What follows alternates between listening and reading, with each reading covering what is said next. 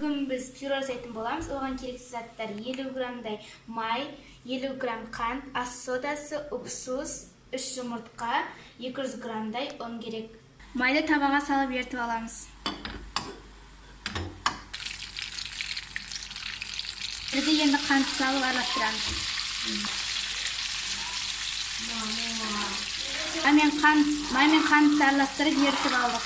Жартысын салып араластырамыз.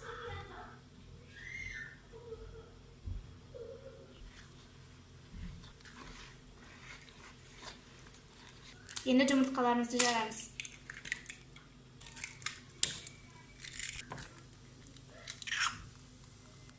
Енді оларды жақсылап араластырып,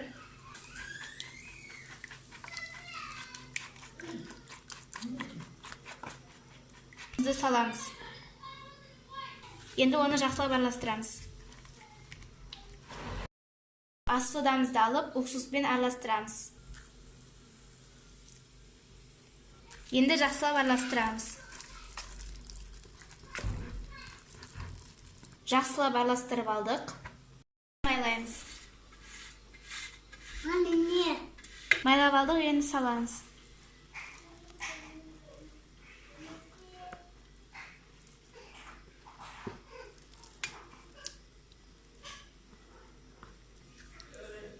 Енді бұны қызып тұрған пешке саламыз.